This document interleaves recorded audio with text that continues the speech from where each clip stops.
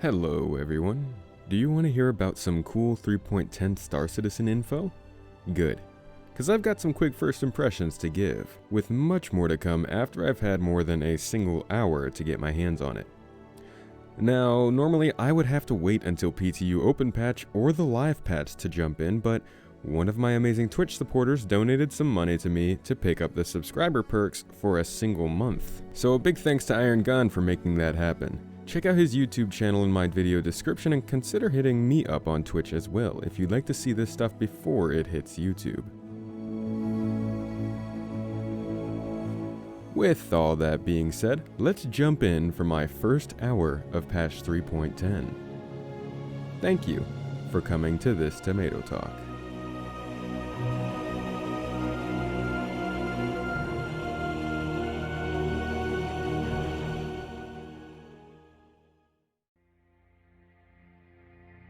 Right off the bat, I noticed I could not get up using the movement keys anymore. A feature that was added pretty recently, so that might have been a glitch. I'm hoping they didn't take that away.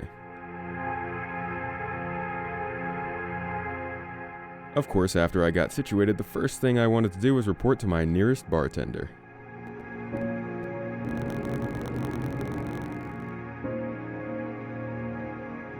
As soon as I got there, I noticed there were way more NPCs present than normal.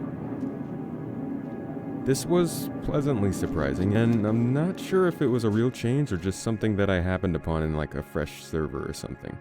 But the place felt way more alive. People were chatting, walking around, and ordering drinks, and though I couldn't get anybody to help me at first, somebody finally came over after everybody else was served. Kinda like a real bar.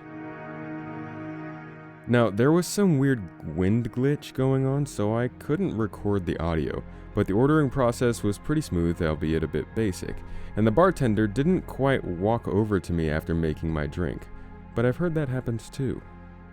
I, of course, took my helmet off and chugged my drink because my character is a raging alcohol abuser and I have places to be.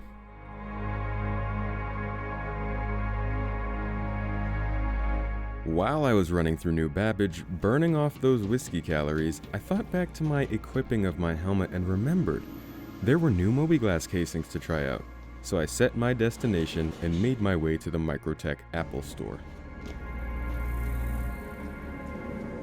It was nice, very nice, if not a bit empty, but they were much kinder and more lenient to ridiculous behavior than any other Apple store I had ever been in.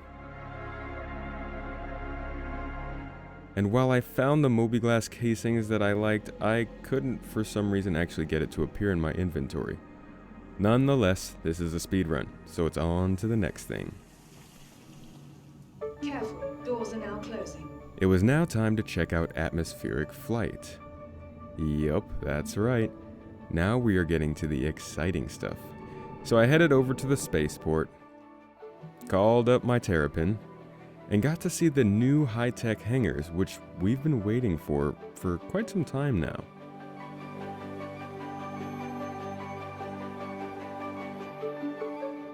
They are beautiful. I warmed up the Terrapin and used the VTOL thrusters to lift off, and headed out into the darkening sky. The first thing I noticed was that the HUD is different even from the newer ships with updated HUDs like the Pisces and Carrack. Direction of aim and travel are a bit more clear on the HUD now, while also looking more minimal and less distracting. While this update does not include the overheating functionality that promises to make VTOL ships more useful, it does make an attempt to make the thrusters themselves more useful on a case-by-case basis, as I clearly need to apply more thrust to stay level without using my VTOLs.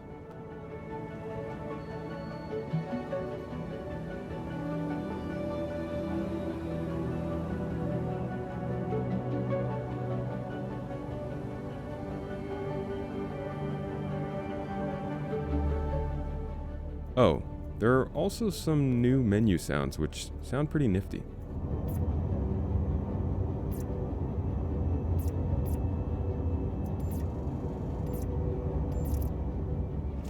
As I flew, my thrust output seemed much more dynamic. My difficulty getting out of atmosphere was most definitely raised, and I had to pay more attention to the heading, heat levels, and altitude of my ship. Overall, it feels more applied and involved than the set and forget of before, and moves more towards the idea of pilots being a more specialized role. I'm excited for this, and with a ship like the Terrapin, these changes would be mitigated. As this functionality is continuously tweaked and iterated upon, it'll be interesting to see how the view of owning big ships begins to change, as I believe it should. I'll have much more to say about this in the future, but for now, I'm really liking where this stuff is going. My first time flying in 3.10 was an absolute joy. Now let's find some daylight so we can really get a feel for things.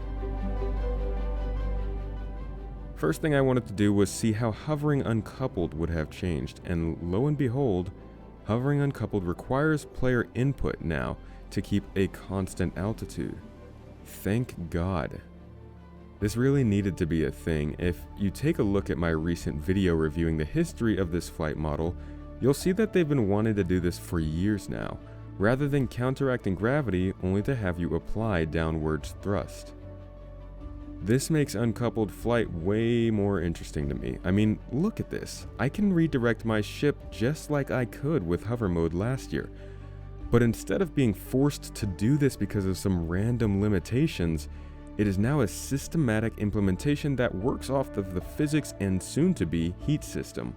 It's everything the hover mode lovers wanted in a more reliable way. I hope this is a good middle ground for the people who really hated the idea of hover mode and the people who liked it. This is it, folks. Or at least, this is the beginning of it. I played with this for about 30 minutes straight. I'll actually upload a second video of me just flying in this mode to give you an idea of what it feels like, how fun it is, and how many times you can mess up playing around like this. Overall though, I had a lot of fun with this, and I also quite enjoyed the new sound effects.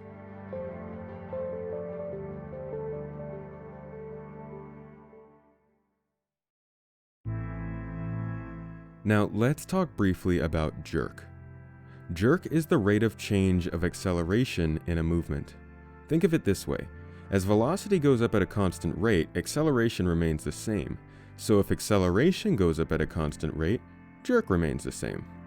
If jerk is able to be variable, this allows for acceleration to change over time, meaning movements can become more sluggish, adding a sense of weight and mass. In this case, you can see the direction of aim dot changing direction long before my actual heading changes, showing the slow rate of acceleration and showing how it picks up as you move further into that acceleration, which really does improve the feel of flying these ships.